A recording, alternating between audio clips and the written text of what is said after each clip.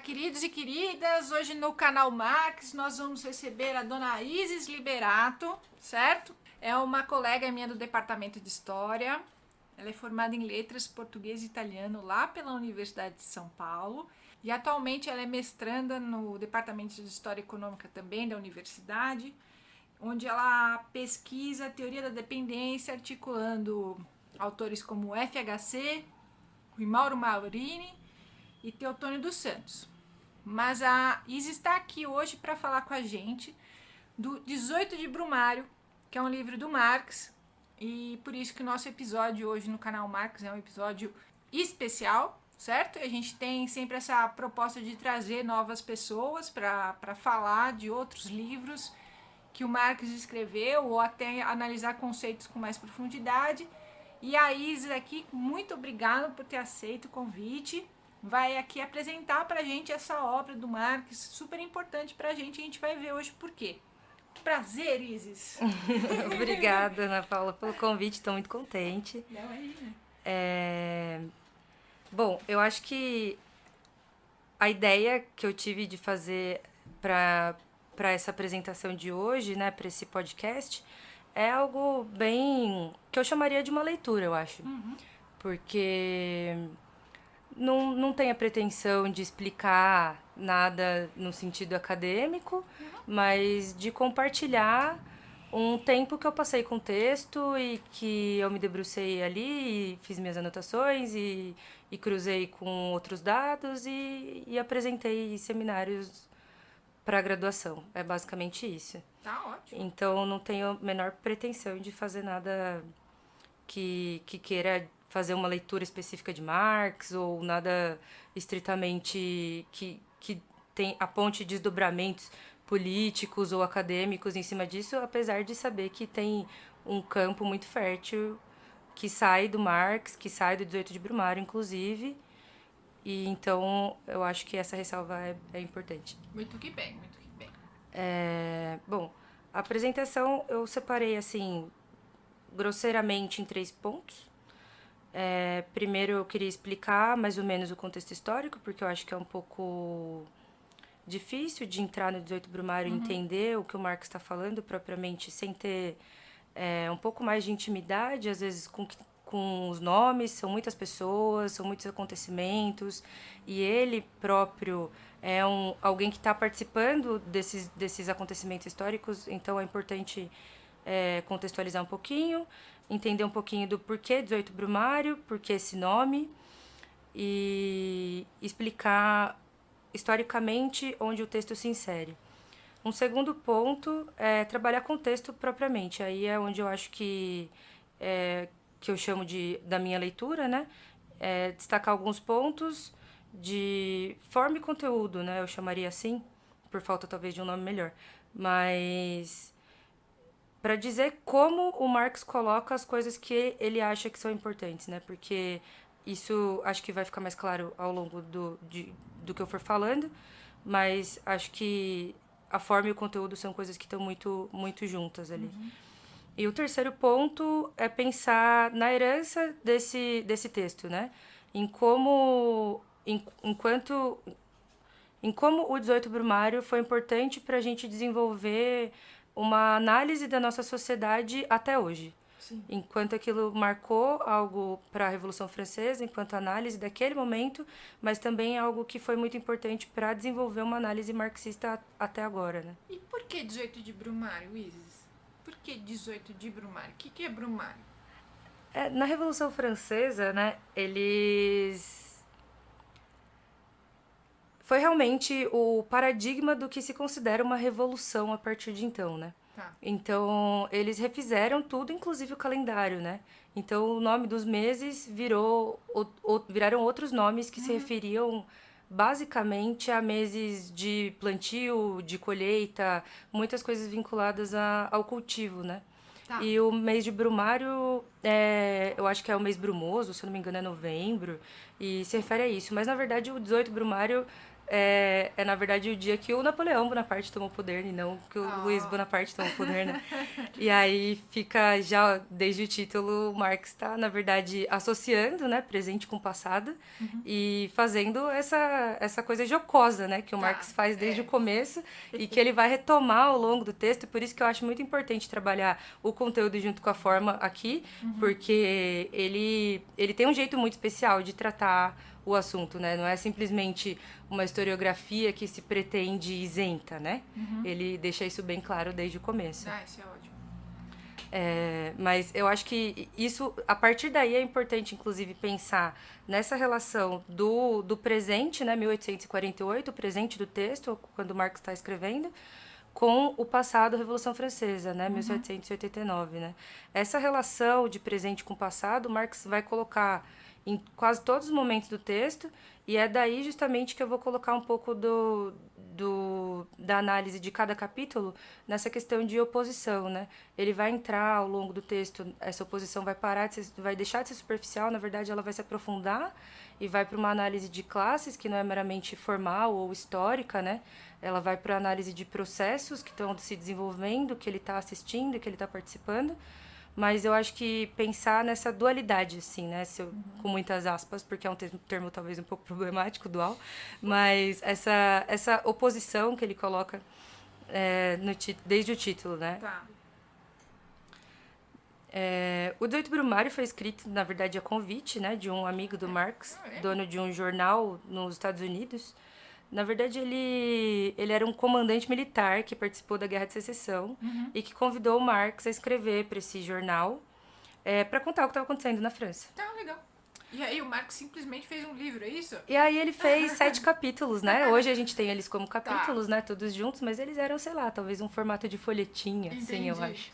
O Marx, ele é realmente... Ele sempre leva ao limite a proposta, né? Exato.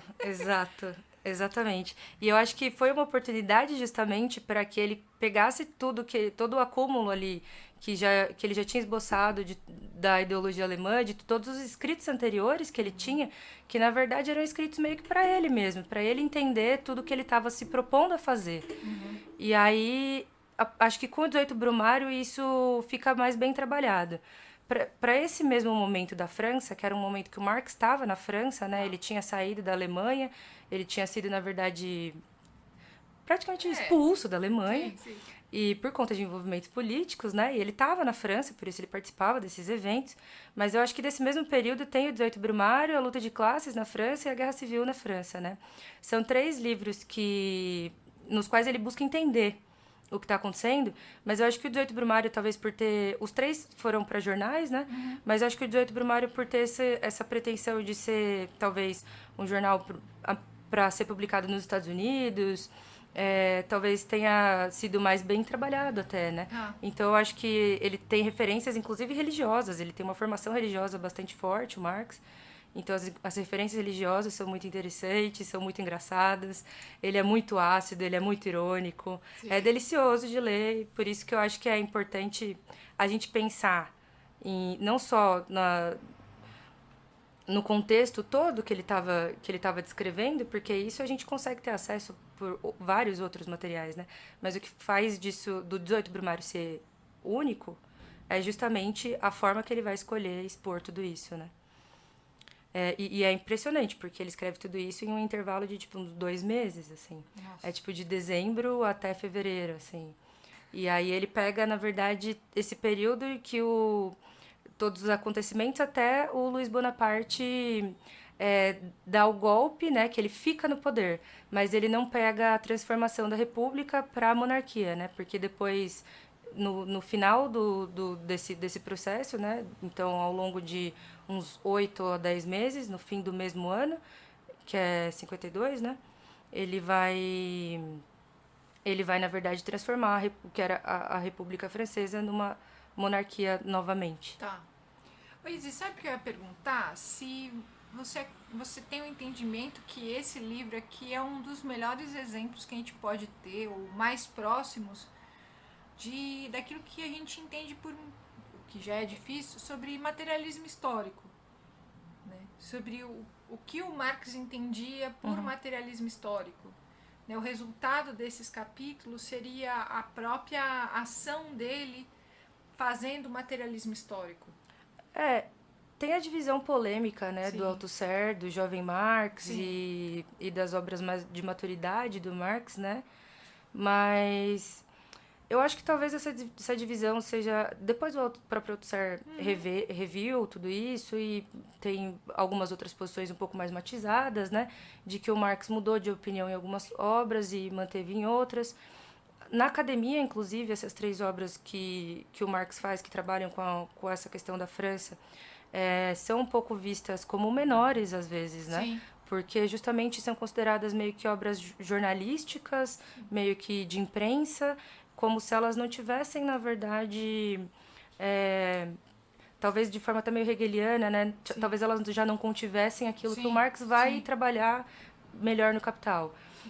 Eu acho que realmente a obra de maturidade do Marx é o Capital, isso é inegável, mas colocar todas essas outras obras de juventude num patamar inferior, eu acho Uma que é sacanagem. uma perda. Sim. Eu acho que é uma perda. Sim, porque tanto no Capital, eu sempre bato na tecla que ele não vai dizer o que é e como deve ser uma transição ou o que seria o comunismo. É um livro sobre teoria do valor do Capital. Mas ele também não deixa explícito o que seria o fazer do materialismo histórico, porque então o Capital ele não é um livro de materialismo histórico, porque é um livro de teoria. Então, o que seria o materialismo histórico? Eu pergunto isso como historiadora, porque é o que você disse, essa divisão altusseriana deixa a gente... A gente pode perder a capacidade de ler isso aqui como um baita de um trabalho historiográfico. É lindo o que ele faz nesse livro, assim, e é complexo, e mostra exatamente a inversão, né? Se no Capital ele está mostrando a teoria do valor indo, né? Tentando buscar o abstrato para ir para o concreto, aqui é outra proposta. Aqui é o mesmo autor fazendo outro trabalho. Eu acho que é um primeiro trabalho no qual ele mostra toda a potencialidade do que ele vai se propor enquanto forma e conteúdo, né? E ele vai propor isso para analisar a sociedade, né? Então, isso é muito importante, né? Porque é um giro da filosofia e de todo o pensamento daquela época para algo que é real, que não é abstrato, Sim. né? Então ele vai falar, não, o problema tá na realidade, tá aqui, tá diante dos nossos olhos, tá se desenrolando diante da gente. Sim. E a gente existe, a gente pode fazer alguma coisa. E eu acho que isso se insere na história do próprio capitalismo de uma forma muito importante, né? Porque é uma análise dos próprios desenvolvimentos que vão levar a burguesia ao poder e as nossas formas de Estado e de organização hoje a serem o que elas são, né? Sim. Então, acho que é um primeiro momento que ele vai organizar tudo que ele se propunha a contrapor do Hegel e de toda a filosofia anterior, né? Então, eu acho que é uma perda não olhar para isso de uma forma importante. E é um livro muito acessível, né? Muito feliz que você veio aqui. É muito acessível, né? Dá para ler, ele é gostoso, é divertido, não é um livro longo. Com a ressalva que eu continuo fazendo, sempre fiz, desde outras leituras que eu tive do 18 Brumário, que o contexto histórico às vezes pode ser pesado. Sim. E aí, para uma pessoa desavisada, que acha que vai ser só legal e tal, pode não ser. Então, é legal ter um apoio de outros livros para entender o momento, porque senão realmente você dá uma boiada. Tá.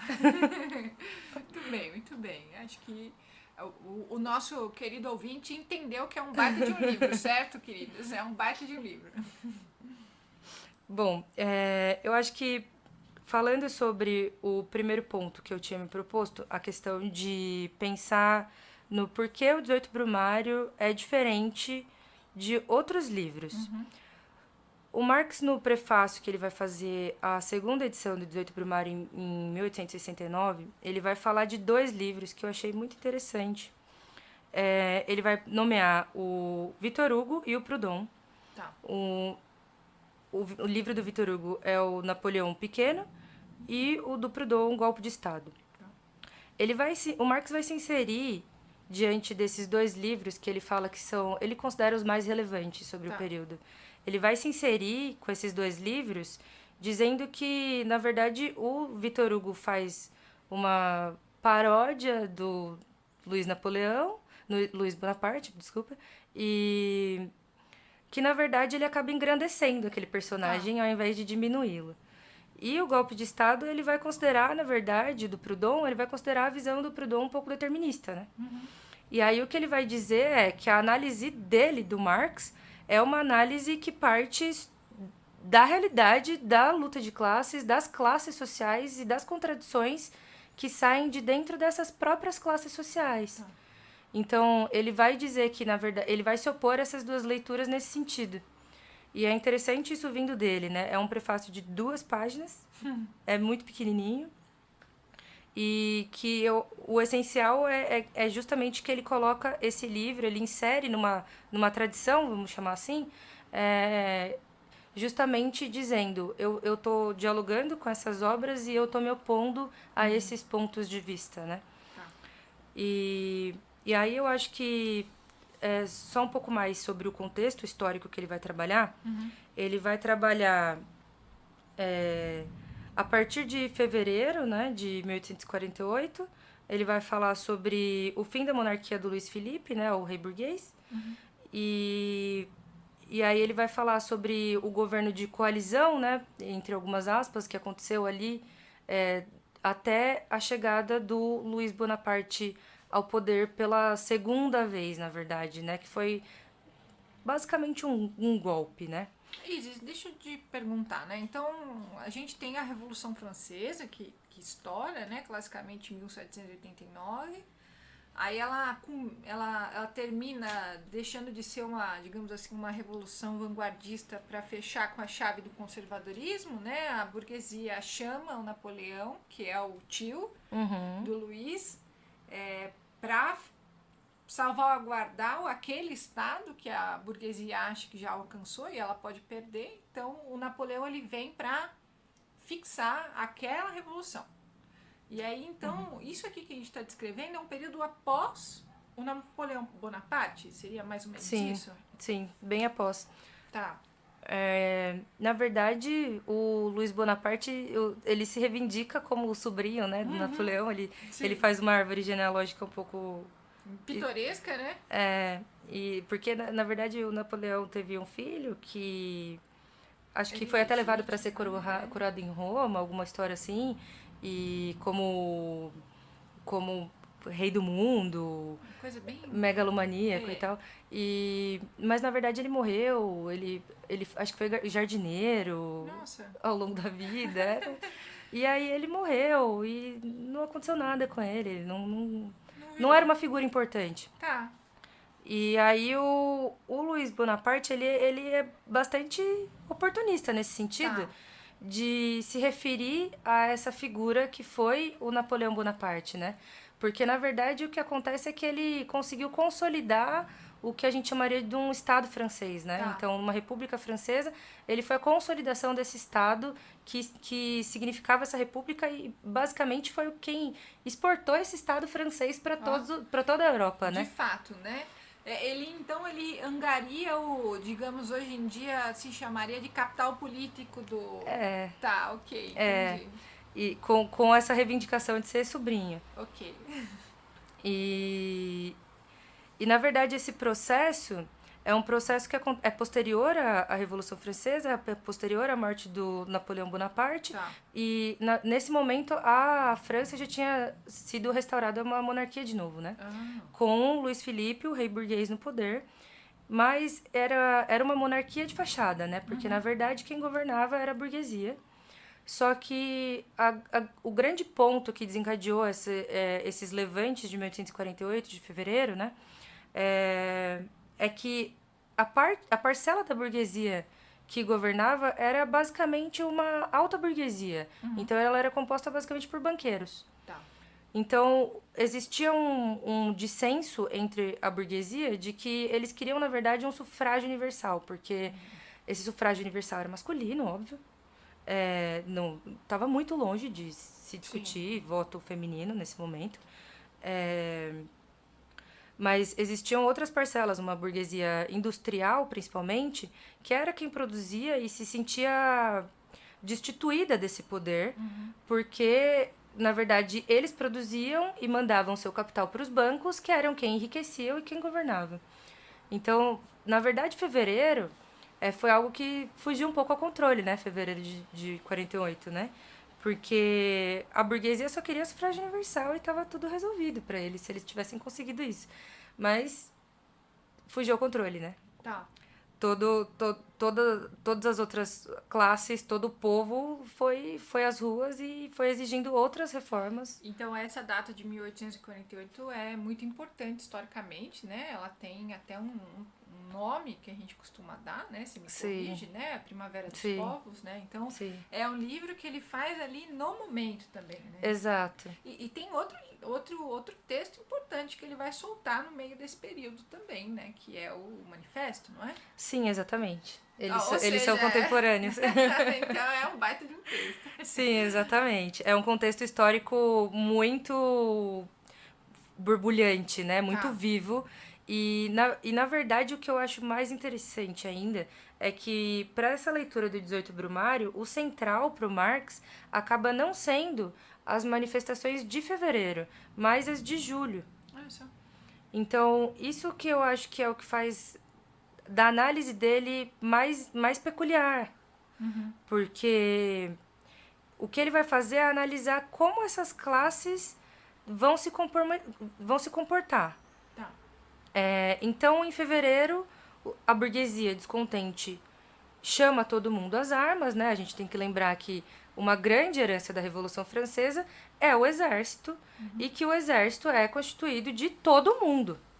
Então, nesse período, as pessoas todas, basicamente, estavam armadas, o exército francês era imenso, e essas pessoas vão armadas às ruas, o que é o caos. Sim. Então, o que eles conseguem é estabelecer, basicamente, um governo de coalizão. E depois eu vou até colocar mais destrinchadinho a periodização que o Marx faz no final do 6º capítulo, né? Porque até lá ele vai só comentando, en passant. Ele dá alguma periodização no começo do 1º capítulo, mas ele não destrincha bem os acontecimentos, então ela não fica muito clara até o fim do livro, praticamente. Mas o que acontece é que ele vai falar que esse momento de coalizão e de aparências vai durar quase uns 10 dias só. Nossa. É só isso. Então, eles basicamente vão todas as ruas, exigir cada um a sua pauta, até que a burguesia consegue um governo de coalizão, eles estabelecem um parlamento, onde todas as classes vão ter alguma representatividade por partidos que não são exatamente como os nossos, mas que representam interesses das sociedades. E, na verdade, esse momento de euforia e de felicidade, porque eles conseguiram as reformas que eles queriam, pelo menos aparentemente, não vai durar sequer um mês, né? Nossa. E aí começa... eu acho que o primeiro capítulo é muito... É um capítulo muito importante do 18 Brumário, porque é um capítulo que ele começa com Marx fazendo duas delimitações muito importantes, né? Que é... Na primeira linha ele já vai citar Hegel, então ele vai se inserir em diálogo com toda a filosofia desse momento, vai se reivindicar naquele momento, mas também vai colocar a assinatura dele, né? Ele já vai fazer um sarcasmo ali, né? Então ele vai se inserir com o Hegel e já vai começar a dizer que a história ela se repete 2 vezes, como tragédia e como farsa. A tragédia e a farsa teria sido o que o Hegel teria esquecido de dizer. Na verdade, isso tudo é um mote do Marx para passar o resto do livro comprovando que, na verdade, ele não acredita que a história vá se repetir. Justamente por isso a segunda vez é farsa. Sim. Porque ele não acredita em nada disso. E um segundo ponto é que os homens fazem a sua própria história, mas que eles não fazem em cima de algo, de uma abstração ou da própria vontade ou de algo que eles imaginam que eles querem, mas eles constroem em cima de bases materiais que já existem. Então, isso são 2 frases, por assim dizer, né? Não são frases, né? São... Que a gente repete o tempo inteiro do Marx, né? Sim. e que colocam muito da visão dele de história, da inserção dele numa tradição histórica com o Hegel, que colocam o ponto de vista dele de que todos os homens participam, o que em si é muito parte da história burguesa, né? Antes da burguesia isso não era possível, né? Sim. Só com a burguesia no poder, e por isso, bem lembrado do manifesto, né?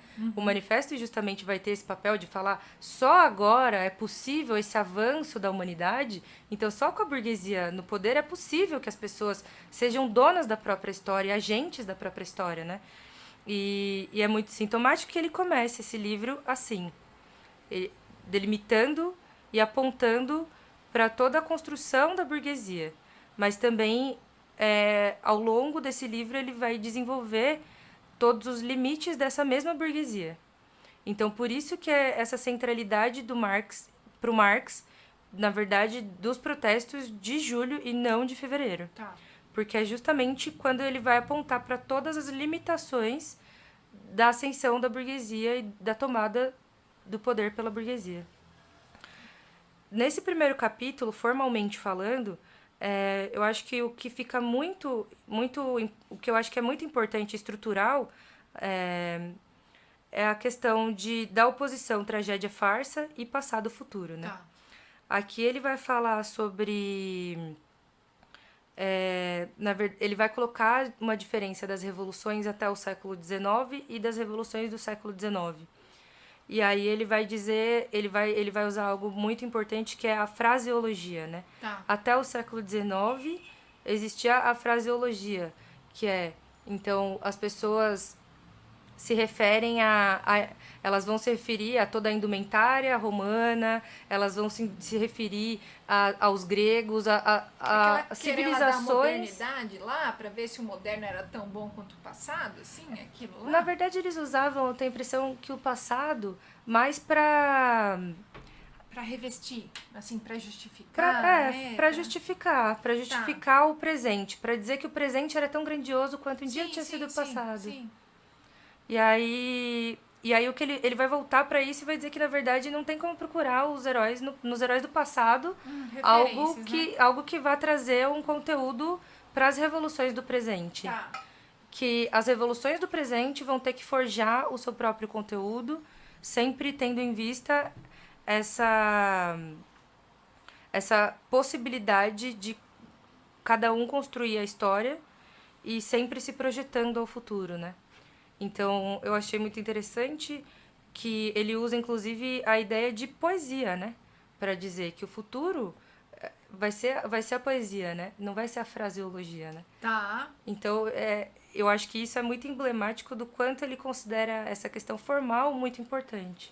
E do quanto forma não é só forma para o Marx, né? Tá.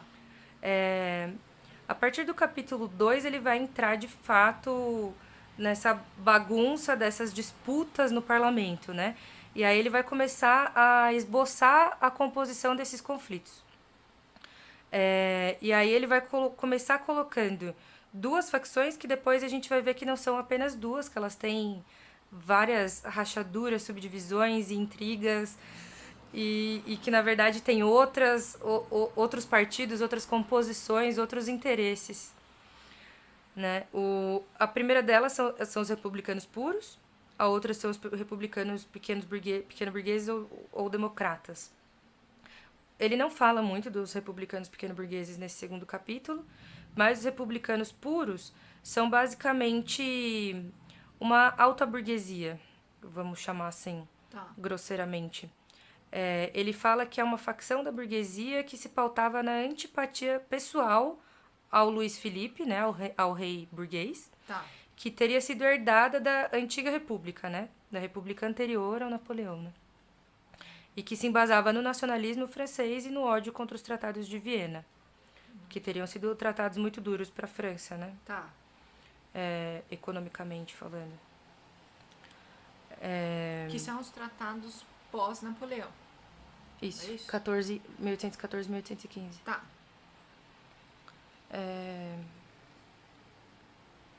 Basicamente eles reivindicavam a república, mas eles queriam governar. Eles queriam a república, mas eles queriam a república para eles.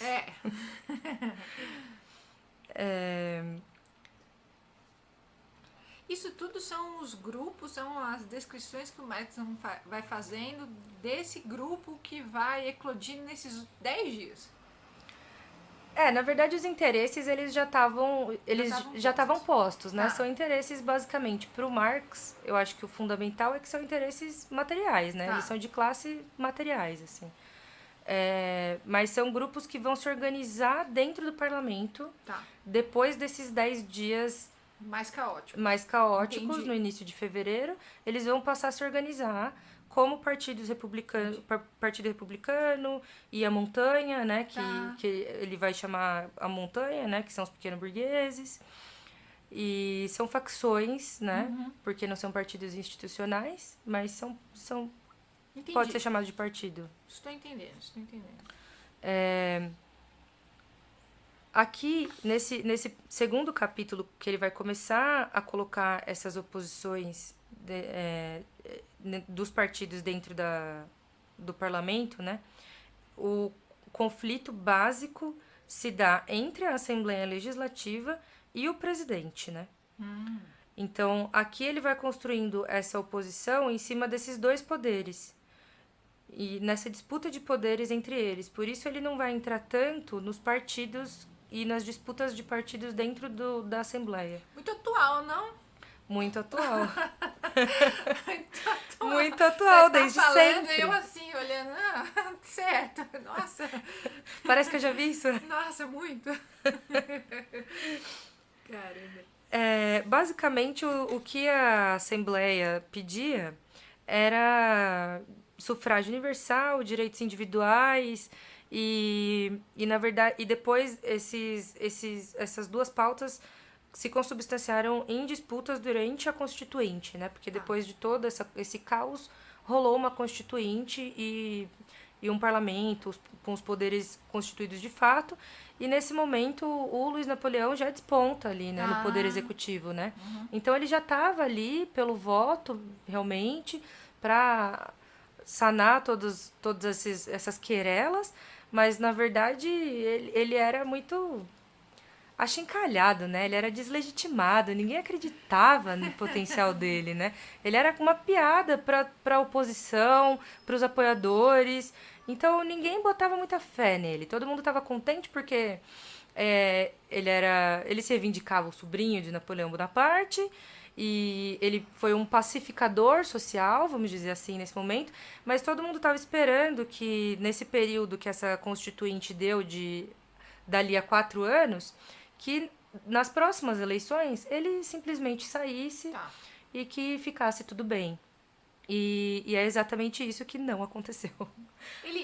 O Marx chega a descrever o Luiz como uma figura meio histriônica, meio caricata, assim? Ele não entra nisso em momento algum, assim. Ele é bem irônico, né? Sim. Ele é muito irônico, mas ele não chega a descrever. Eu acho que as passagens que vai falar da Sociedade 10 de Dezembro são as mais engraçadas. Porque ele vai misturar a esse personagem não só um caráter meio quixotesco, assim, mas também um pouco criminoso, né? Um pouco mafioso. Obscuro, no sentido de organizar uma parcela marginalizada da população e fazer uso dessas pessoas para fins escusos. Tá difícil de ouvir você falar e não pensar no jornal hoje, né? Tá muito. Bem difícil, mas vamos continuar. Qualquer semelhança com as milícias. Não é? Nossa, que interessante, cara. Por isso que o conceito que o Marx vai forjar aqui de bonapartismo acaba sendo tão importante, a gente vai ver um pouco melhor isso depois, para o capitalismo tardio, né? Que aí a gente se insere toda a periferia do capitalismo tranquilamente, né? Passando para o capítulo 3, ele vai colocar aqui duas oposições que são... Aqui ele vai deixar bem claro, né? Como o título já continha isso, né? De retomar o 18 Brumário, que foi quando o Napoleão Bonaparte foi coroado, e aí essa referência ao sobrinho, né? E aqui no terceiro capítulo ele vai fazer claramente essa referência de opor a Revolução de 1848 à Revolução Francesa e colocar essas duas revoluções, a francesa como uma linha ascendente e a Revolução de 48 como uma linha descendente. Tá. Que é o que a gente sabe da Primavera dos Povos, né? Então, foi um ímpeto imenso na Europa inteira e, na verdade, deu com os burros na água. Assim. Sim. Aqui ele vai entrar um pouco mais na composição da Assembleia Nacional. Tá. E aí ele vai falar, inclusive, de números, de composição numérica, né? Aí a montanha, que é o que ele tinha se referido no capítulo anterior, que é o Partido dos Republicanos Pequeno-Burgueses, aqui ele vai colocar como uma coligação de pequeno-burgueses com trabalhadores, né? Que seria um partido social-democrata. Eles tinham mais ou menos uns 200 eleitos. Os republicanos puros, eles estavam organizados junto com os monarquistas e com os bonapartistas. E esses três grupos constituíam o Partido da Ordem, Tá. com mais ou menos uns 500 eleitos. Mas dentro do Partido dos Republicanos Puros, né, o Partido da Ordem, tinha muitas outras fragmentações internas, muito mais do que na montanha, que era o dos pequenos burgueses e dos republicanos democratas, né? Nesse capítulo, ele começa a entrar na parte que ele realmente vai achar central para todo o desenvolvimento de 48, que é como, na verdade, esse partido, o Partido da Ordem, vai começar a alijar os outros grupos dentro da Assembleia Nacional.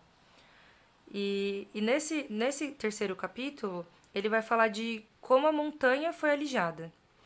Então, como todo parlamento, né, tinham lá suas polêmicas, e nesse momento o Luiz Napoleão estava bombardeando Roma. Ele queria que a Itália se unificasse. Nesse momento a Itália não era unificada ainda. Tá. E ele estava bombardeando Roma. E em cima disso, a montanha pediu o impeachment do Luiz Bonaparte. Caramba. E aí, em cima de dois argumentos, né? O primeiro seria a violação da Constituição, que proibia que a França usasse armas contra outros povos. O segundo argumento era que a expedição de Roma já tinha sido vetada antes pela Constituinte. Então, ela já era inconstitucional em si, além de estar praticando atos inconstitucionais. Tá.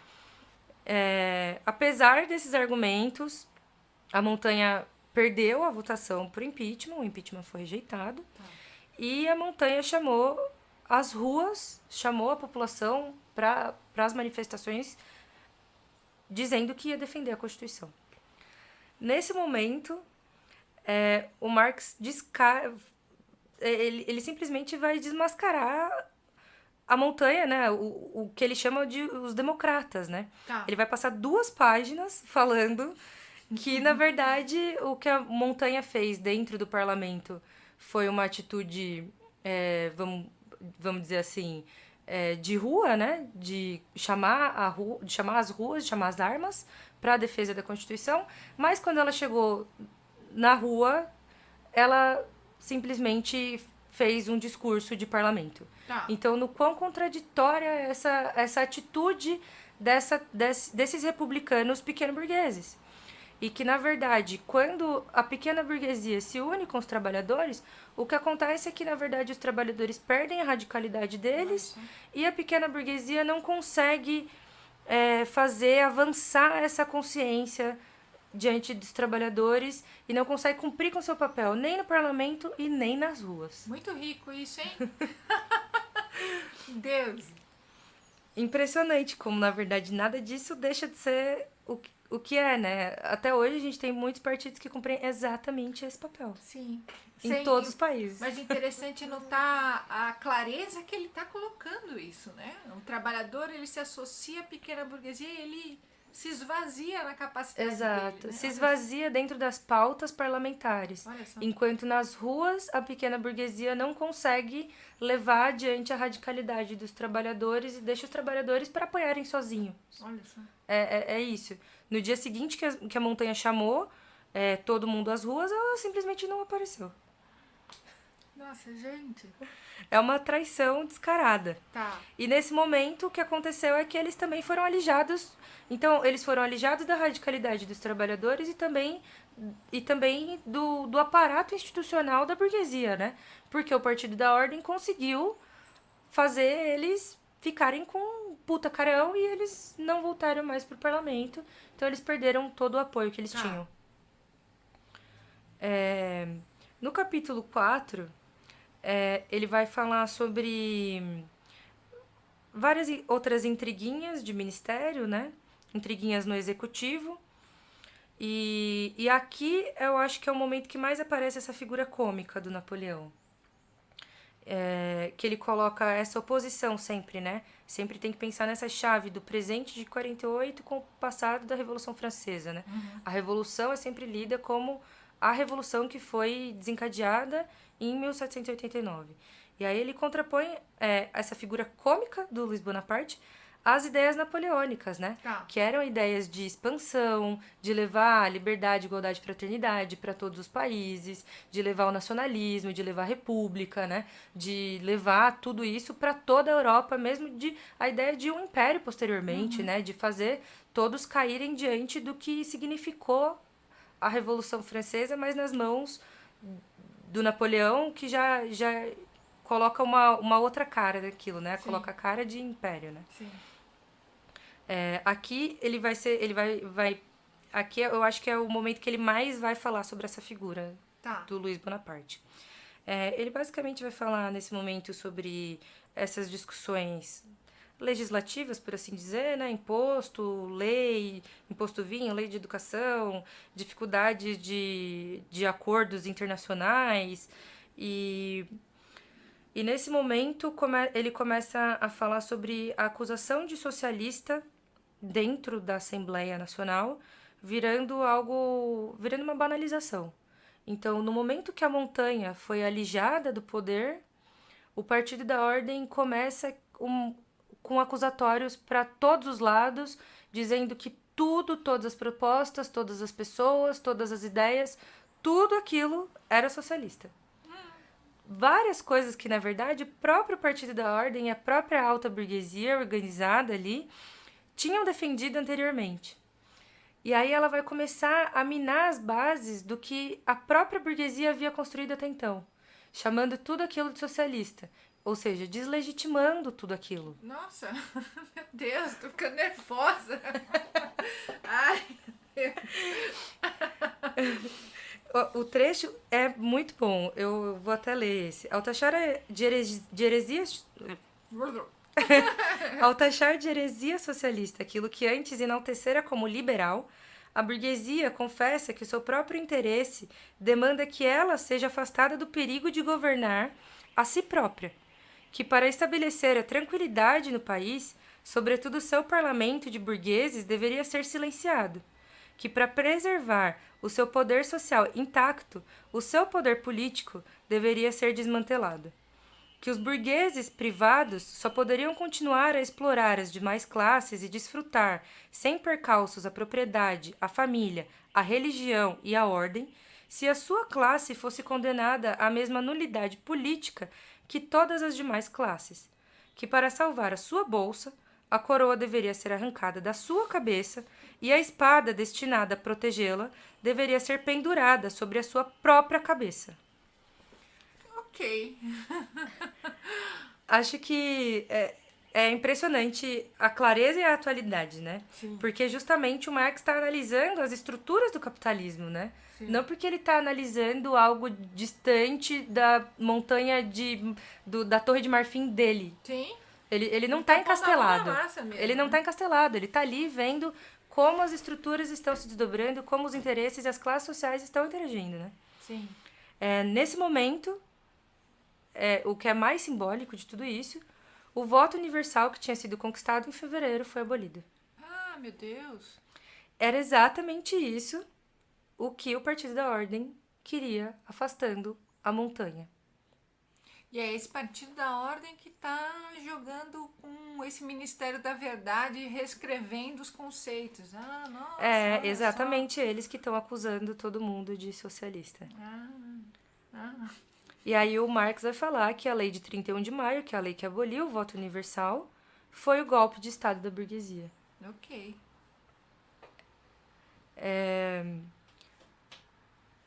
No capítulo 5, Você tá lendo isso, você tá quase se jogando do ônibus lendo um negócio desse, né?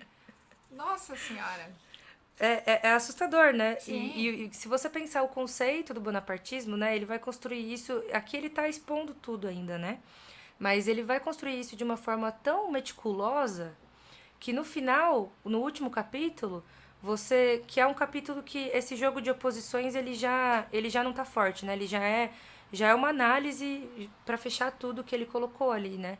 Tudo que se opunha tanto e que fazia a burguesia não se sustentar, né?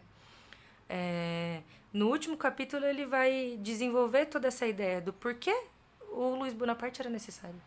Por que essa figura tão desencontrada, tão absurda, era necessária? Por que a burguesia, que tinha o poder na mão, precisava dele? É um pouco contraditório isso, né? Essa ideia de uma burguesia que consegue chegar ao poder, consegue instituir um voto para que todos eles tenham uma representatividade, consegue alijar os outros partidos. Então, ela tem um poder. Mas por que, na verdade, essa figura acabou sendo necessária? E por que isso era previsível para o Marx? Diferente do que ele vai falar do Vitor Hugo, né? No começo, naquele prefácio, ele vai falar que o Vitor Hugo achou que o golpe tinha sido um raio no céu azul. E ele vai falar que não tem nada disso. Que era muito óbvio. Que desde sempre dava para perceber os movimentos, os movimentos das classes, os interesses, e dali analisar esse desenvolvimento. Tá. Nesse capítulo 5, ele vai entrar bastante nessa figura do Luiz Bonaparte, mas pautado sempre na Sociedade 10 de Dezembro. A Sociedade 10 de Dezembro, ele vai fazer um histórico aqui, ele vai passar várias páginas falando sobre isso. Apesar de todos os capítulos serem um pouco simétricos, assim, todos eles têm mais ou menos umas 20 páginas. Tá. Nenhum deles foge muito do tamanho. Mas ele vai passar bastante tempo falando da Sociedade 10 de Dezembro, que ela foi, na verdade, uma sociedade composta por membros marginalizados da sociedade. Foi instituída pelo Luiz Bonaparte e com dinheiro público, né? Na verdade, ele ali mais para trás, no capítulo 2, se eu não me engano... Tá. 2 ou 3, ele vai falar sobre disputas, né, dos ministérios e tal, e como essas disputas têm a ver com o Luiz Bonaparte tá pedindo mais dinheiro. E ele quer mais dinheiro para quê? Para bancar a Sociedade 10 de Dezembro, que é composta... Ele vai fazer uma lista infindável, que é muito engraçada. Rufiões decadentes com meios de subsistência duvidosos e de origem duvidosa, rebentos arruinados e aventurescos da burguesia eram ladeados por vagabundos, soldados, ex-presidiários, escravos fugidos das galeras, gatunos, trapaceiros, lazarones, batedores de carteira, prestidigitadores, jogadores, cafetões, donos de bordel, carregadores, literatos, tocadores de relejo, trapeiros, amoladores de tesoura, funileiros, mendigos, em suma, toda essa massa indefinida, desestruturada e jogada de um lado para o outro que os franceses chamam a boemia.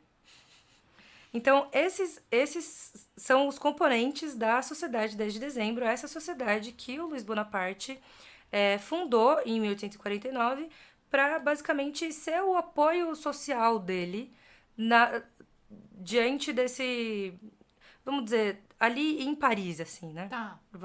Na cidade, diante dessas contradições, em Paris, onde tudo isso aflorava muito mais, onde ficava a Assembleia Nacional. Esse era o apoio social do Luiz Bonaparte.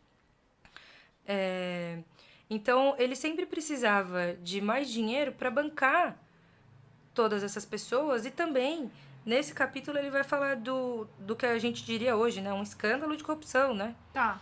um escândalo de corrupção porque, na verdade, ele comprava o exército, né? Na verdade, era um pouco ridículo e é pitoresco como o Marx vai pintar isso nesse capítulo. Eu acho que esse é o mais engraçado, assim, é quixotesco mesmo. Tá. Lembra um pouco desse humor amarelo do Gogol, sabe? Esse humor um pouco Sim. incômodo, um pouco surreal, mas também do Quixote, de uma figura um pouco totalmente deslocada, né? Um pouco também me lembra esse humor do um humor um pouco iluminista do Voltaire, sabe? Do Pangloss. Aquela coisa deslocada que não faz sentido. E aí, nesse capítulo, ele carrega bastante nessas tintas literárias, assim, para explicar o que era essa figura. E eu acho que ficou não só didático, mas ficou uma peça literária, realmente. Como ele vai descrever esse escândalo de corrupção entre as fileiras do exército, né? Do Luiz Bonaparte comprando os soldados com salsichas e com champanhes Ai, e meu com Deus. charutos. É uma coisa bem surreal. E, e aí ele vai... É uma mamata, né? Como a gente diz hoje em dia. É uma sem vergonhice, né? Sim. É muito engraçado. Aqui ele vai falar que a Sociedade de 10 de Dezembro era o exército privado do Bonaparte. Tá, Por isso ele precisava sempre de mais dinheiro para alimentar tá. tudo isso, porque a gente vai ver qual que é o intuito dessa Sociedade 10 de Dezembro existir, né? Lá no fim vai ser essa Sociedade 10 de Dezembro que vai dar o golpe. Ele vai precisar de um exército, por isso ele precisa ter Dessa base. essas pessoas para apoiá-lo, né? Porque no fim esse é o exército que vai tirar todos os integrantes ali do partido da ordem de casa na noite do golpe, vai sequestrar todo mundo e que vai colocar ele no poder. Olha só. Então, tem um trecho aqui muito engraçado. A primeira tentativa feita por Bonaparte, pouco depois do início do recesso na Assembleia Nacional, mais especificamente com o dinheiro que havia extorquido dela, sendo fatalista, ele pautava sua vida pela convicção de que há certos poderes superiores aos quais o ser humano, e especialmente soldado, não consegue resistir. Entre esses poderes estão, acima de tudo, os charutos e o champanhe, a carne de aves fria e o salsichão ao alho. Ok. Por conseguinte, nos aposentos do Eliseu, ele tratou primeiro os oficiais e suboficiais com charutos e champanhe, com carne de aves fria e salsichão ao alho.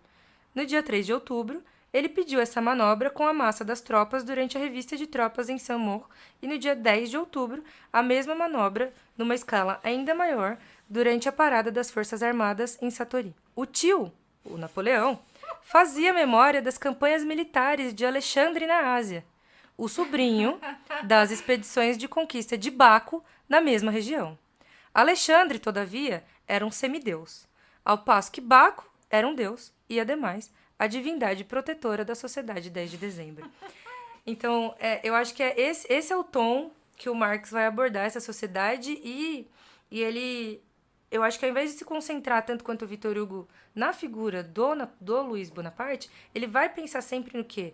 No apoio que ele precisa desse exército. Sim. E aí daí ele vai extrair o que é a figura do Luiz Bonaparte. Então, acho que isso é essencial, né? O Victor Hugo vai fazer uma obra literária, que é deliciosa, engraçadíssima também, mas a ideia do Marx é outra, né? Ele vai sempre ter essa erudição, vai sempre beber nesses livros, nessa fonte, ele nunca vai parar de se referir à literatura, mas a ideia que ele tem é de uma análise que é totalmente diferente. Não é artística. Ele não parte do resultado, né? Ele parte da construção daquilo que fica na aparência, né? O que leva a esse Luiz ser tão importante, né? Ele faz a Exato. construção. O que é tão contraditório como essa figura é o que é. E ele chega no poder e não cai em 6 meses. Ele fica 20 anos no poder. Nossa, tá. Isso é muito importante. Porque depois desse golpe de 52, ele vai permanecer mais de 20 anos. Isso é muito importante. Então não é uma figura qualquer, apesar de ser muito pitoresco. No capítulo 6, ele vai chegar por fim na dissolução do Partido da Ordem. Porque a partir de todas aquelas acusações, né, todo mundo é socialista, todo mundo está desconfiado de todo mundo, então você precisa enfraquecer todo mundo, e aí uma hora vira contra você, o próprio Partido da Ordem, se a gente lembrar lá no começo, quando ele estava falando da composição dos partidos, ele vai falar, o Partido da Ordem é composto por republicanos puros, monarquistas e bonapartistas. Os bonapartistas eram muito poucos dentro do Partido da Ordem nesse primeiro momento. Depois eles vão aumentando numericamente. Mas os monarquistas já têm um racha. Já tem legitimistas e orleanistas, né? Orleanistas são a favores da volta da dinastia de Orleans e os legitimistas de outra dinastia, só essa diferença. Os dois querem monarquia, só que com dinastias diferentes. Os bonapartistas vão crescendo em número e tem os republicanos puros. Essa salada toda é o Partido da Ordem. Depois de tirar, afastar a montanha, afastar todas as oposições, o próprio Partido da Ordem vai cair em descrédito. Porque ao passo que se aproxima esse momento dessas eleições, eles próprios vão começando a cada um ter a sua opinião. E cada um vai defender. Eles vão rachar e dizer, não, o Luiz Bonaparte tem que permanecer no poder, ou não, a gente precisa realmente fazer eleições. E aí, diante de mais uma oposição, esse partido não vai se sustentar, vai perder legitimidade, porque ele vai ficar entre a cruz e a espada, né? O que acontece é que os bonapartistas, crescendo em número, queriam a reforma da Constituição e a manutenção do Bonaparte no poder. Só que os republicanos puros, não queriam. Eles tinham a maioria, mas mesmo assim, o Partido da Ordem apoiou a reforma da Constituição, que permitia que o Luiz Bonaparte continuasse no poder. Porque sem a reforma, haveriam eleições e acabou. Não, sem reeleição, né? A reeleição não era possível, né? E aí teria acabado por Luiz Bonaparte. Mesmo com os republicanos, que era a maioria do Partido da Ordem, tendo a opinião de que a revisão não era necessária, o partido apoiou a revisão e isso foi o que levou a 1 milhão de rachas internos e a permanência do Luiz Bonaparte no poder. E aí é basicamente onde vai acabar o livro, porque depois ele vai fazer basicamente, ele vai fechar todas as pontinhas, né, do último capítulo. Ele vai fechar todas as pontinhas que ele tinha deixado anteriormente. E aí ele não vai chegar, na verdade, em quando o Luiz Bonaparte vai transformar a república em monarquia, porque tem um espaço de quase 1 ano. E aí a gente já entra no capítulo 7. O capítulo 7 é quando ele vai falar sobre o bonapartismo mais abertamente. E aí ele vai dizer, trocar em miúdos, do porquê, o porquê do bonapartismo, né? Porque aquela figura que a gente viu, que tinha uma base social na sociedade de 10 de dezembro, era necessária para a burguesia, né? Essa burguesia que alijou todo mundo e que ao final se esfacelou completamente, não conseguiu se manter no poder, né? Nesse momento, a França estava passando por uma crise comercial, né? Em 51. As eleições seriam em 52 e em 51 estava rolando uma crise. Essa crise acarretava fechamento de fábricas, demissão de alguns funcionários, e isso foi um pouco assustador naquele momento de início de capitalismo, né? Sem grandes crises ainda. E a burguesia francesa associava essa instabilidade econômica a uma instabilidade política. Ou seja, a todas as disputas que aconteciam dentro da Assembleia Nacional e da Assembleia Nacional com o Executivo, né? Então, eles achavam que seria melhor realmente parar com essa palhaçada de governar e cuidar dos próprios negócios, porque essa coisa de governar talvez desse muito trabalho e os negócios não iam tão bem e cuidar dos negócios era mais importante.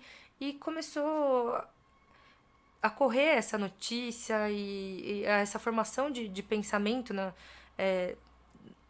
dentro da burguesia francesa, né? Então, isso começou a repercutir na sociedade, mas principalmente entre a burguesia, que no parlamento não tinha também mais apoio, estava rachada. E na sociedade também já não estava mais interessada. Então, ela foi delegando. Tá. Passou a ir delegando. Então, do começo, que na verdade eles queriam tirar todo mundo do poder e queriam o poder todo para eles passaram a simplesmente recuar e delegar tudo aquilo para uma outra figura. Mas quem ia ser essa figura? Quem ia ser a figura que ia pacificar a sociedade toda? Quem ia ser a pessoa que ia ter essa legitimidade, esse apoio social? E aí, justamente, essa preocupação do Marx em ir para a realidade o tempo inteiro, em ir da teoria para a realidade e fazer esse movimento incessante para dizer onde está esse apoio, né? Então, o proletariado já tinha virado as costas para todas essas discussões, porque todas as vezes que ele foi para a rua, ele apanhou, ele ficou na mão, porque ninguém ajudou. Ninguém estava interessado pelos interesses deles, né? Em fevereiro, eles até chegaram a constituir uma... eles chamavam de ateliês nacionais, né? Porque em fevereiro, quando explodiu todas essas reivindicações, a burguesia basicamente queria o sufrágio universal, né? Universal, claro, tem uma base material, né? Então, proprietários votam, não proprietários nunca. Ele é universal com muitas aspas. Sim. E os trabalhadores estavam enfrentando muito desemprego. Tá. E aí, num primeiro momento, foram criados ateliês nacionais que deixaram de existir rapidamente. Então, na verdade, o que acontece com os trabalhadores é que eles sempre ficam na mão. Eles vão pra rua e pedem junto com a burguesia o que a burguesia quer, mas a burguesia sempre consegue o que ela quer e eles nunca conseguem, ou conseguem por pouquíssimo tempo, porque logo a burguesia destrói tudo que ela tinha dado. Então, o proletariado já tinha virado as costas para esses problemas e não tinha mais esse apoio, né? A burguesia já tinha entregado tudo na mão do Luiz Bonaparte quando o Partido da Ordem se esfacelou em brigas internas e resolveu reformar a Constituição para que ele permanecesse no poder. Mas qual era a base que o Marx coloca? E aí, de novo, ele vai retomar o começo do livro e a oposição com o tio, que é justamente dizer que o Estado francês virou o Estado francês diante de uma grandíssima reforma agrária que o Napoleão Bonaparte executou. Essa reforma agrária é... Que o Luiz. Napoleão Bonaparte, Napoleão. o tio. Tá. O tio. O tio fez a reforma agrária. Então, ele consolidou esse Estado com base numa reforma agrária que parcelou a terra no campo em pequenas propriedades. Sim. E aí, esses camponeses, eles ficaram com uma terra para cultivar, que ao longo do tempo, na verdade, passou a ser um problema. Um problema por quê? Numa terra pequena de agricultura familiar, você não tem muitas possibilidades de mecanização, você não tem muitas possibilidades, inclusive porque a sua estrutura financeira não consegue arcar, né, com aquela competição, né? Então, no mercado, essas famílias, esses camponeses iam encontrando cada vez mais dificuldades em se colocar, né? E como o Estado, a partir de Napoleão, era muito forte institucionalmente, esse Estado tinha muitos cargos. Aos poucos, essa burguesia do campo passou a se endividar fortemente para manter a sua produção na terra e também passaram a depender desses cargos do Estado. Que tem essa passagem muito interessante que esses trabalhadores que passam a ser proprietários da terra, eles já não se veem mais como trabalhadores, né? Exatamente. E aí fica num limbo praticamente, né? Eles ficam numa intersecção que para o capitalismo, na verdade o que acontece é que eles transformaram os trabalhadores em pequenos proprietários. Isso na cidade é um pequeno burguês, ele é dono do meio de produção, né? É um pequeno dentista ali com seu escritório, um advogado, um arquiteto, um engenheiro que tem ali o seu escritório com seus clientes, né? Ele tem o meio de produção dele, né? Ele não é subordinado a ninguém mais. né? Mas, ao mesmo tempo, o que acontece? Ele não vai virar uma grande empresa, porque ele não consegue fazer isso sozinho. Ele pode até se organizar em associações, em corporações e tal, mas ele não tem esse capital para virar de pequeno para grande empresário. E, ao mesmo tempo, tudo que ele mais abomina é cair de novo para ser o dono apenas da própria força de trabalho. Ou seja, a gente está diante de uma situação onde o Napoleão, que é um grande político, antes de mais nada, ele desliga a capacidade revolucionária e ele consegue também quebrar uma possibilidade de uma burguesia mais aristocrática, de mais latifundiária, também concentrar muito poder numa tacada só. Exatamente. E isso no campo, né? Então, essa base vai acreditar o quê? Que o Napoleão, justamente, esse estrategista, né? Ele foi o único que os reconheceu, que deu terra para eles. Então, vira uma coisa quase mítica, né? É quase um sebastianismo, né? Sim. Eles ficam esperando a volta desse homem, né? Que vai resolver todos os problemas deles.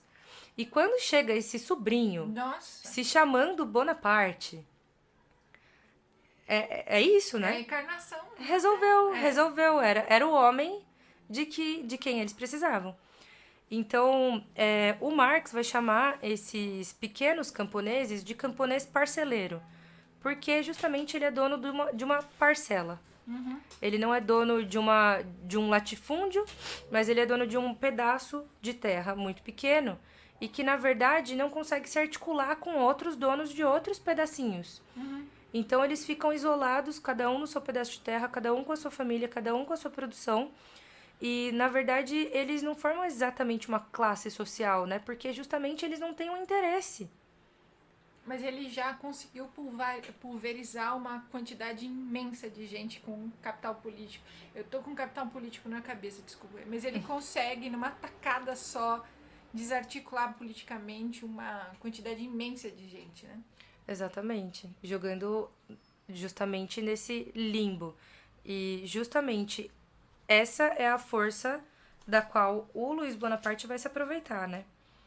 E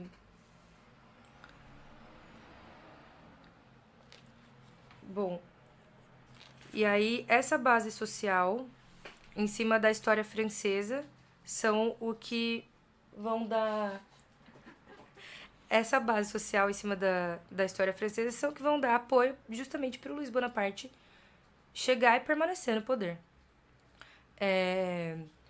Aqui o Marx, no capítulo 7, o Marx elenca cinco características, vamos dizer assim, que configuram um Estado bonapartista, né?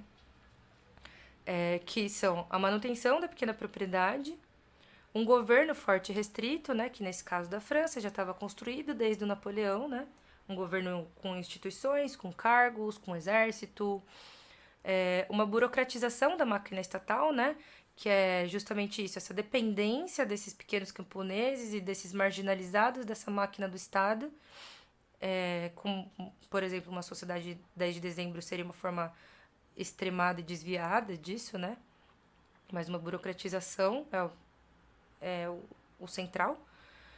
O reforço da dominação ideológica, que o Marx vai trabalhar, na verdade, como a ideia da igreja, né? Por isso, para o Luiz Napoleão era importante, né, ter mandado lá o exército para Roma, para unificar a Itália, de acordo com os planos dele, né? Por quê? Porque a Itália tem esse capital cultural, ideológico da religião, né? E isso para ele ia pegar muito bem, né? Então, esse é o reforço da dominação ideológica que o Marx coloca aqui. E, além disso, a militarização da sociedade, né? Esses são os 5 pontos a partir do qual muita gente, ao longo de todo esse tempo, desde a publicação do 18 Brumário até hoje, tem pensado em desenvolver a ideia do bonapartismo e do Estado bonapartista, né? Tá. Por que isso é importante hoje? Por que isso não explica só a história da França? Por que que isso não explica só o Luiz Bonaparte? Por que que isso teria alguma relação com a vida atual, né? Para além de todos esses trechos que eu li, ou de toda a explicação geral do livro, que sim, tem vários paralelos, inúmeros, guardadas as devidas proporções, tem muitos paralelos, claro, mas por que que o conceito de bonapartismo tem uma abrangência tão grande, né? Aí eu acho que tem nessa edição um prefácio do Marcuse, que ele vai tentar entender justamente o fascismo, o nazismo, e aqui ele vai falar uma coisa que eu acho bastante importante, que é entender a dinâmica do capitalismo tardio. Tá. Né? O que é o capitalismo tardio?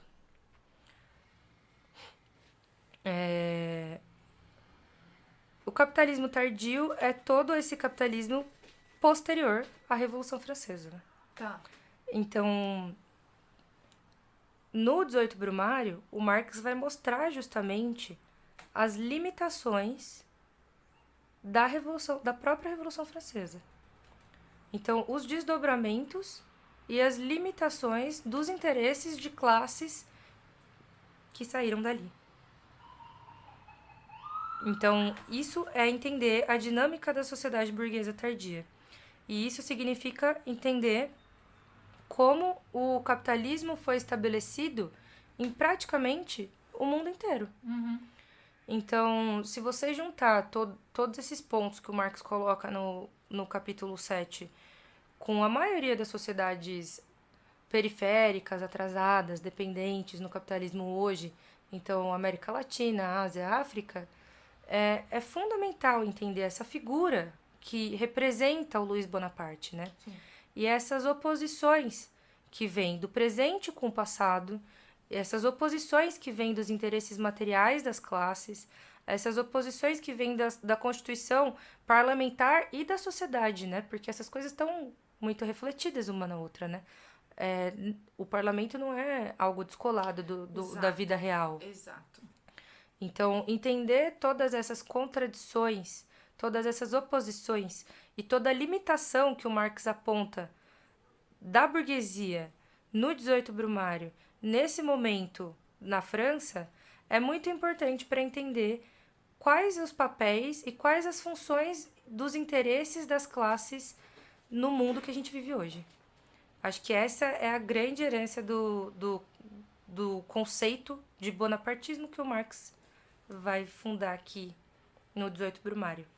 Eu queria comentar que talvez pareça para quem está ouvindo, enfim, que essa ideia da reforma agrária, então, é isso mesmo? Ela parece ser bastante conservadora para os propósitos, é isso? Né?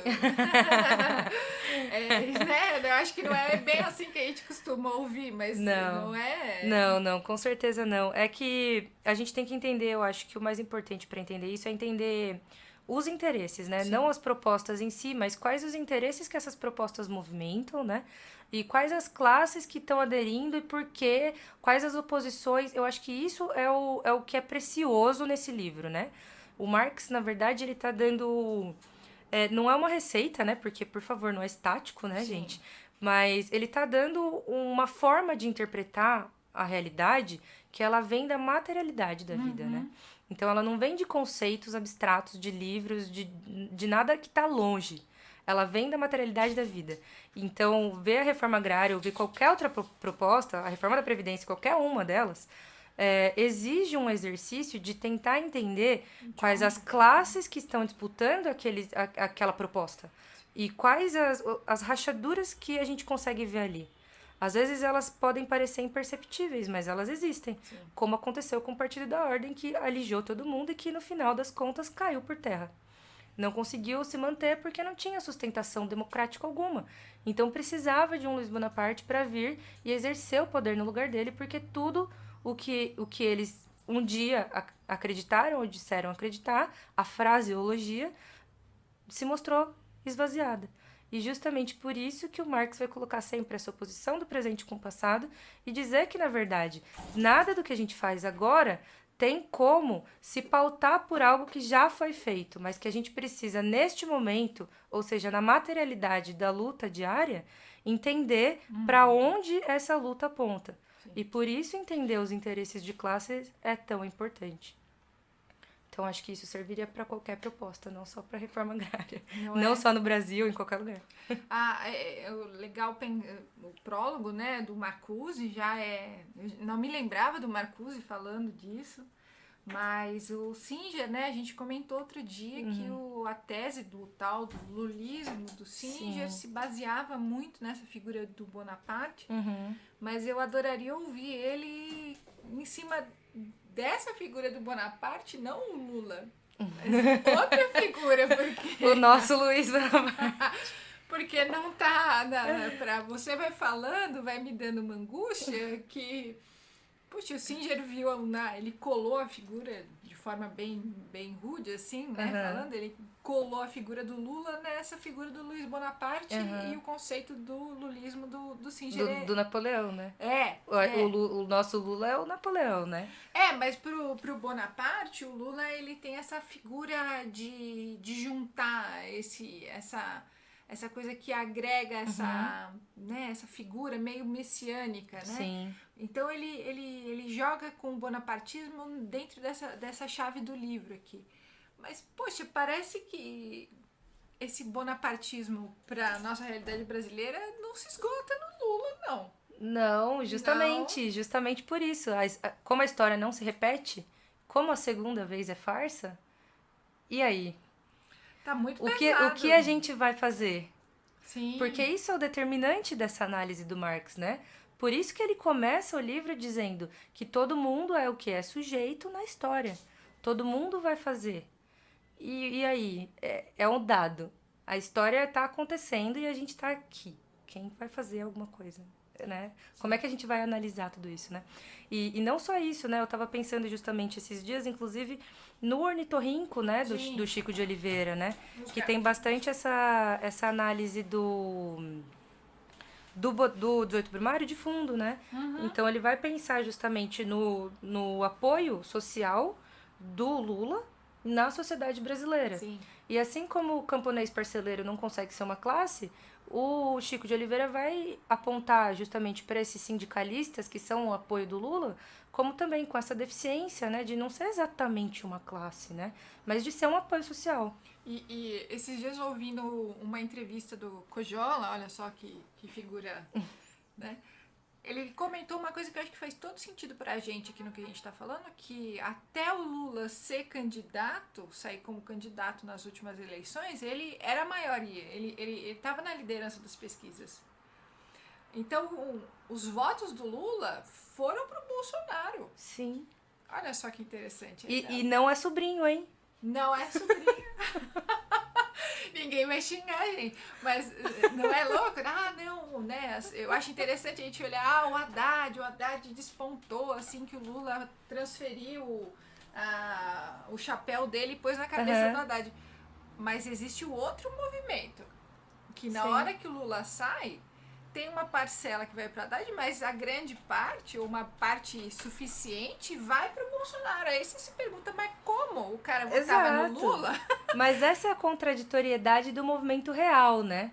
E é isso que a gente tem dificuldade, né? A gente tem um instrumental aqui, né, que fala... vamos analisar as classes e vamos pensar nessas contradições. E aí a gente vai para a realidade.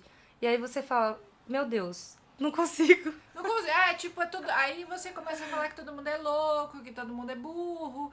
Né? Assim, olha, a gente já pode até questionar os níveis de loucura da nossa sociedade, que são um capítulo à parte, mas talvez a gente precise ser mais frio para analisar as questões mesmo, né? A gente tem um instrumental, né? Agora, é isso, precisa colocar um pouco a mão na massa, né? Um pouco não muito, né? Sim. Eu ia comentar que eu acho muito legal o 18 de Brumário ele amarrar com essa ideia da reforma agrária, da propriedade de terra, porque às vezes a gente passa um pouco batido isso na hora que lê o Capital, porque O capitalismo ele não é fundado em só nas duas principais, né? Os trabalhadores e os burgueses. A burguesia precisa dessa associação com... É uma trindade, né? É uma trindade. Não tem nada de graça, né? Mas é uma trindade. Acho que o próprio Marx usa isso, né? Na seção 7 do livro 3, é exatamente essa imagem do proprietário de terra como uma classe que faz um serviço espetacular. Que o agropop. É o tampão, porque é ela que vai garantir que, no final das contas, os trabalhadores sejam como são, eles são despossuídos, né? Eles não tenham acesso aos meios de produção. Então é muito plástico, enquanto você vai falando, o quanto é importante ter essa conexão entre a classe burguesa e a classe proprietária de terra para colocar o trabalhador nessa outra posição, né? Então, porque quando a gente vê lá, né? De não proprietário. Exato, porque a gente tem que lembrar, né, materialmente, que quando a gente forma a classe trabalhadora, se expulsa ela do campo, né? Exato. E...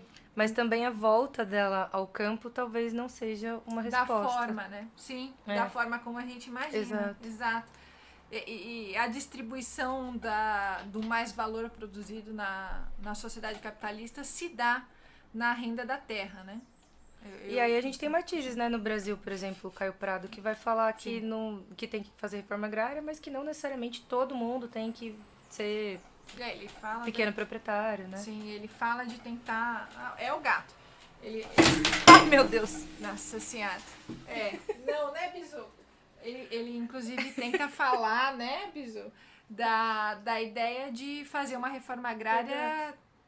fazendo uma modernização do campo também, né? Para que exatamente, talvez, olhando para esses trabalhadores que estão à míngua ali, né?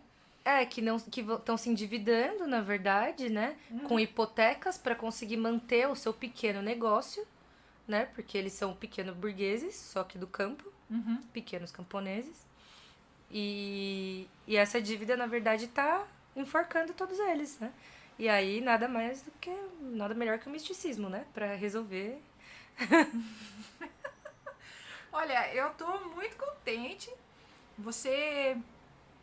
Nossa, eu não imaginava que a gente fosse ter uma apresentação tão maravilhosa, assim, Não porque você não seria boa, mas eu não me lembro de ter tido uma leitura nem na graduação como aluna tão boa. Eu tô muito feliz, assim. Eu fico feliz. Eu falo que... Eu espero que tenha contribuído alguma coisa, porque realmente, assim, eu guardo as devidas proporções. Eu não tenho a menor pretensão... Não, pelo amor de Deus, nossa. De problematizar esse texto, porque eu sei que isso aqui não tem limite. Não. Entrar na herança que ele tem, entrar no que ele significa politicamente, entrar no jovem Marx ou no Marx todo. Eu não tenho a menor pretensão de fazer isso, porque eu sei o quão complexo é. Eu simplifiquei muita coisa, peço desculpas, mas é isso, é só uma leitura. Pelo amor de Deus, mas assim, onde eu quero chegar é que foi tão direto e por mais que você esteja sintetizando, assim, é legal isso, a gente ter uma noção de todo do livro. Até se a pessoa se dispuser a ler, ela vai encontrar mais coisa, mas assim... Com certeza. É tão legal, porque às vezes você está na sala de aula, eu não me lembro do professor expondo, ou talvez hoje eu tenha mais capacidade de entender o que você está falando mesmo, porque eu li há muitos e muitos anos atrás.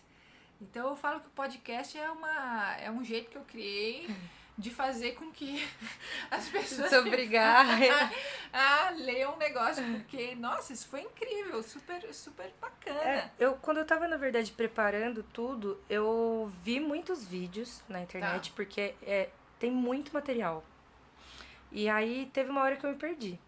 E aí eu pensei, nossa, tem tanta coisa, se eu for entrar em todas essas minúcias que todos esses professores, sabe, professores que estudam Marx há muitos anos estão falando, e se eu for pegar a linha que cada um usa para apresentar o 18 Brumário, é muito fácil se perder. E aí o que eu pensei, muita gente às vezes tem contato com as ideias do Marx, né? Sim. Mas o que eu acho que agrega muito em Ser da Letras é justamente o trabalho com texto. Sim. E aí eu pensei, eu me sinto bem, tô segura aqui para trabalhar com o texto, mesmo sendo um texto muito, muito difícil, denso, né? Apesar de ele ser engraçado, ele é ácido, irônico. Você tem que ler com muita atenção ali, Tem né? que, e essa parte de retomar a parte histórica é muito complicada, porque ele não faz um trabalho enciclopédico. Ele justamente ele vai e vem o tempo inteiro.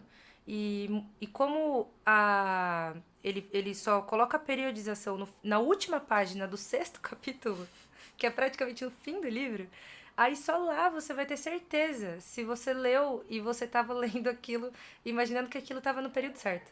Ele nunca é linear nos livros dele, Não, né? Nunca nem é. um pouco. Esquece que ele Nem não um vai pouco. trabalhar com isso. Então essa parte factual é por isso que eu falei que no começo que eu acho que vale voltar para a historiografia da Revolução Francesa e ir até 48 para entender, Tá. porque não é tempo perdido. Não, de maneira alguma é tempo perdido, de maneira alguma é vergonhoso fazer isso, é válido pelo porque o amor de livro vale muito. Mas essa parte de reconstruir, apesar de ele colocar numericamente quantos de cada partido e tal, ele é bem preciso até. Mas a parte de levantar como ele não é linear é bastante difícil fazer isso. Mas eu acho que como sempre, em todas as apresentações, assim, praticamente todas, eu diria, que eu vi, sempre alguém se concentra em um aspecto do Marx e Sim. das ideias do Marx, eu acho que incentivar as pessoas a pegarem o Marx e lerem o Marx. Sim. Isso é muito importante, porque as pessoas precisam perceber que que é possível. Sim. E que é legal, que é atual, que é divertido, que não é uma perda de tempo, sabe? Eu acho que, às vezes, trabalhar com texto tem essa vantagem. Nossa. De mostrar que o texto é muito mais rico, às vezes, do que o que você está dizendo. Total. Que o que você está dizendo é um aspecto. E que o texto tem muitas facetas. Que dá para trabalhar muita coisa. Essa é a exata proposta do podcast, assim. Tanto é que a gente tá tentando ler na letra do Capital. Uhum.